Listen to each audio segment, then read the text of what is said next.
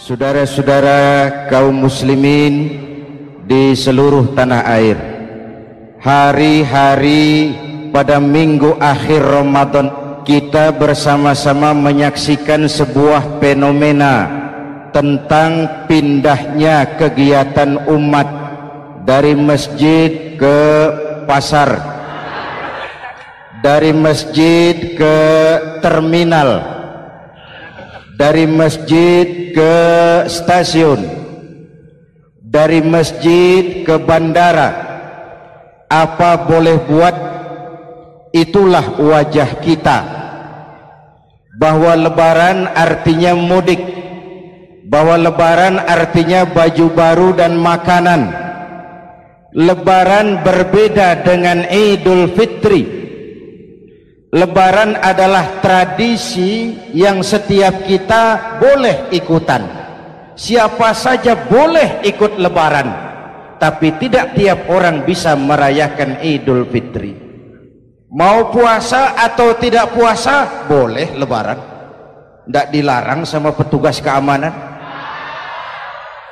Mau ibadah Ramadan atau tidak melaksanakan ibadah Ramadan boleh ikut lebaran, tapi tidak berarti merayakan Idul Fitri, karena selalu ada kos dari apa saja yang kita lakukan. Saya mau cerita, mau dengar nggak? Ada dokter gigi, dokter baru, satu sore praktek, pasiennya 4 orang nunggu duduk jejeran. Dipanggil pasien pertama, diperiksa, berlubang giginya, dicabut tanpa dibius. Namanya dokter baru. Pasien ini teriak, aduh sakit dok, tidak kuat, sakit. Teriakannya keras sekali. Pasien yang 3 orang yang nunggu gemeter, lari semua. Selesai dicabut, diobati, selesai, tanya, sudah selesai dok? Sudah mas. Berapa biayanya? 200.000. Loh, biasanya kan 50.000, kok 200.000? Biasanya sih memang 50.000, tapi siapa suruh kau teriak? Yang 3 lari.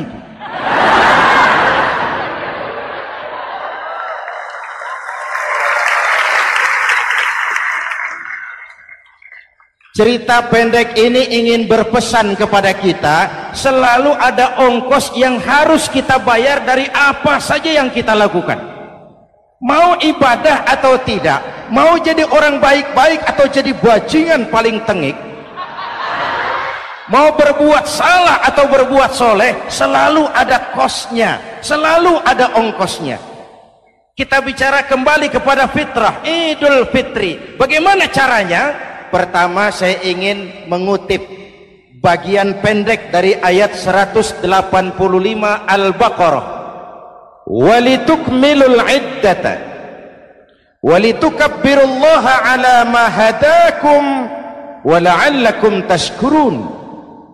Ada 4 hal dari cuplikan ayat pendek ini.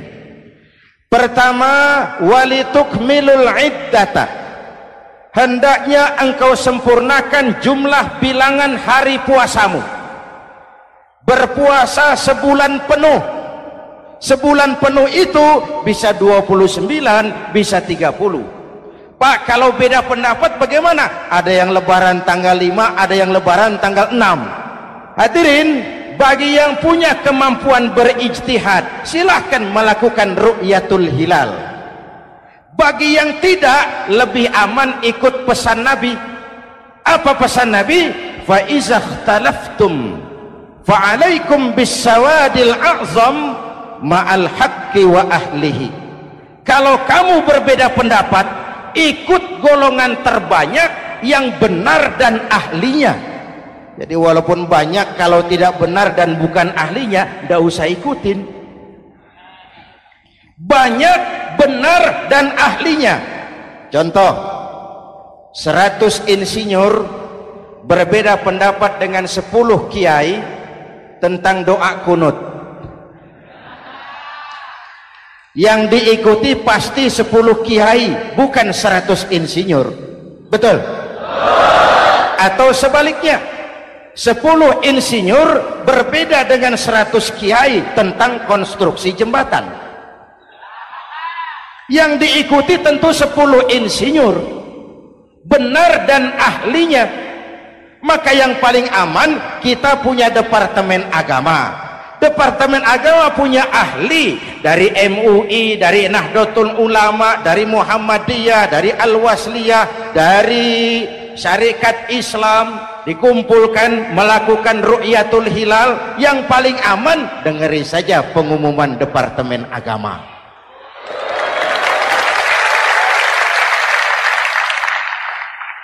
Tapi tetap menghormati mereka yang meyakini 1 Syawal jatuh pada tanggal 5. Beda boleh, marah jangan.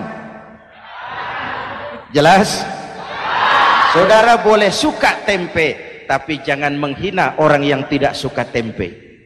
Saudara boleh senang tahu, tapi jangan ngenyek karo wong yang senang tahu. Hadirin yang saya hormati, walitukmilul iddata, kalau mau kembali kepada fitrah, sempurnakan jumlah bilangan hari puasamu.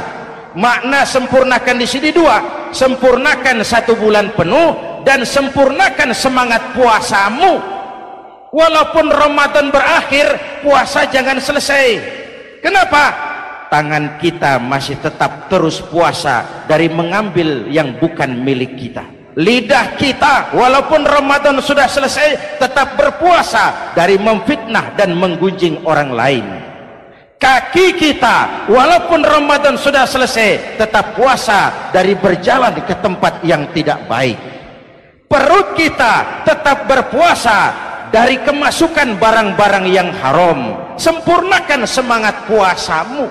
Sikap disiplin, sikap jujur, merasakan kehadiran Allah dekat dalam hidup.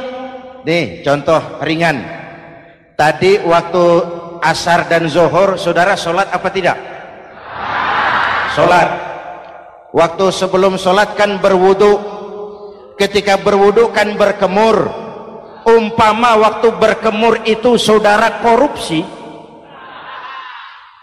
sedikit saja airnya saudara minum, saya yakin jangankan petugas keamanan, teman wudhu sebelah pun tidak akan tahu kalau waktu berkemur saudara korupsi. Kalau selesai Ramadan ini diterjemahkan, insya Allah negara kita bersih, berkurang korupsinya. Hadirin yang saya cintai, saya kembali kepada pesan Al-Baqarah 185 tadi. Walitukmilul iddata, sempurnakan jumlah bilangan hari puasamu. Puasa sebulan penuh dan kemudian lanjutkan semangat Ramadan. Disiplin, merasakan diri di bawah pengawasan Allah. Sekarang ini Allah ditekan. Kita iman dalam ucapan tapi sekuler dalam perbuatan. Tuhan cuma ada di masjid, di kantor Tuhan hilang, maka korupsi merajalela. Tuhan cuma ada di masjid, di pasar Tuhan hilang, maka timbangan tetap curang. Iman dalam ucapan tapi sekuler dalam perbuatan. Kalau jiwa dan semangat Ramadan kita bisa terapkan, insya Allah korupsi akan berkurang. Sekarang kan kita prihatin, yang tadinya teriak-teriak wong cilik malah ribut rumah mewah. Yang tadinya teriak-teriak rakyat kecil sekarang malah ribut soal villa 5 miliar. Ini kan menyedihkan, memilukan dan memalukan. Tidak punya sense of crisis. Nah, saya juga nggak tahu apa itu. Udah dengerin aja, kenapa sih? Usil bener. Padahal ekonomi kita masih terpuruk. Lapangan kerja sulit. Jumlah pengangguran rata-rata 2 juta orang per tahun. Lapangan kerja baru sulit terbuka karena investor jangankan yang dari luar mau masuk, yang di dalam siap-siap keluar. Terakhir kita dengar Sony, pabrik elektronik besar, mau cabut lagi, pindah invest ke Taiwan, menyusul pabrik silet yang di Ciputat itu. Ketika ditanya apa investasi di Cina lebih murah, tidak, dia bilang lebih mahal, cuma lebih pasti. Di Indonesia murah, cuma mejanya kebanyakan, biaya siluman, namanya siluman nggak karu-karuan, keluar uang banyak, urusan tidak pasti, capek. Disahkan undang-undang penyiaran yang justru ditolak oleh masyarakat penyiar sendiri. Industri penyiaran bakal kolaps karena sekarang ini boro-boro mereka industri televisi mau break even point, mau pulang modal, dengan ke depan bisa bangkrut. Akibatnya bisa kita pastikan, jumlah pengangguran makin bertambah. Hadirin yang saya hormati, kita memang setuju jangan terlalu mengadopsi siaran-siaran televisi dari luar, kita harus punya filter. Tapi pada sisi yang sama, kita juga harus memperhatikan lapangan kerja buat rakyat kita ini. Walitukmilul iddata, sempurnakan jumlah bilangan hari puasamu. Kalau jumlah hari puasa sudah sempurna, tuntunan yang kedua dari Al-Quran, walitukabbirullah, hendaknya engkau agungkan nama Tuhanmu. Takbiran. Takbiran itu bisa sendiri, bisa berjamaah, bisa di rumah, bisa di masjid, bisa di surau, bisa dengan pawai keliling, asal dilaksanakan dengan tertib dan tidak mengganggu lalu lintas umum. Prakteknya yang terjadi, pawai keliling itu mengganggu ketertiban umum, perang petasan, mengganggu lalu lintas. Terjadi macam, ada yang takbiran bawa bendera partai. Innalillahi wa inna ilaihi raji'un. Ini takbir politik. Hadirin yang saya hormati, kalimat takbir dalam kondisi kita, saya ingatkan kepada satu ungkapan Bung Tomo. Bung Tomo, pelaku sejarah, tokoh 10 November yang dikenal sebagai Hari Pahlawan, dalam satu pidatonya saya ingat pernah berkata, andai kata tidak ada kalimat takbir, ini ungkapan Bung Tomo, andai kata tidak ada kalimat takbir, saya tidak tahu dengan apa saya harus menggerakkan putra-putra terbaik bangsa untuk bangkit berjuang melawan penjajah.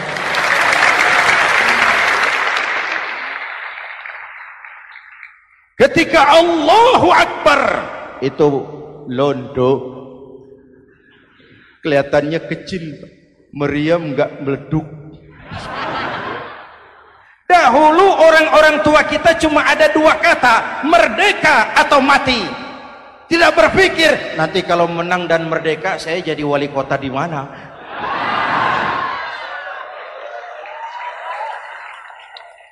Kalimat takbir, bangsa ini harus bangkit dari keterpurukan. Bangsa ini harus bangkit mengejar ketinggalan-ketinggalannya. Bangsa ini tidak boleh terpuruk terus, dan semangat takbir harus menjiwai kita. Tidak ada capek dalam perjuangan, tidak ada puas dalam upaya. Keberhasilan cuma pengantar ke arah keberhasilan yang lebih baik lagi. Walitukabbirullah, hendaknya engkau agungkan nama Tuhanmu. Nama Allah menjadi motivasi besar dalam kehidupan kita.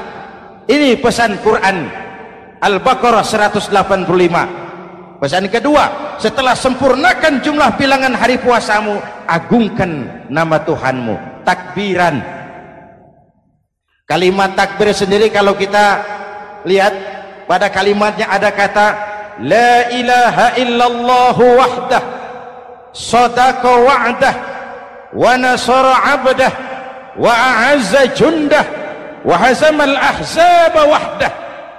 Tidak ada Tuhan selain Allah, esa, tidak beranak, tidak diperanakan, wahdah, tidak bisa diumpamakan dengan apapun.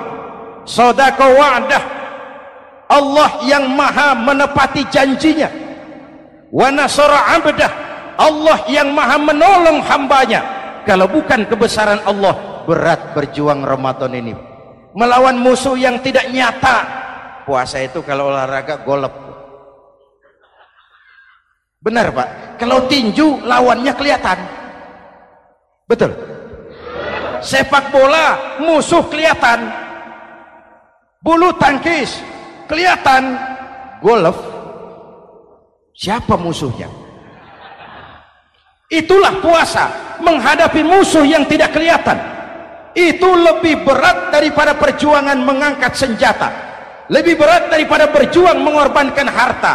Tapi kalau di bulan Ramadan saja Rasulullah menang dalam perang Badar, itu harus jadi sumber motivasi.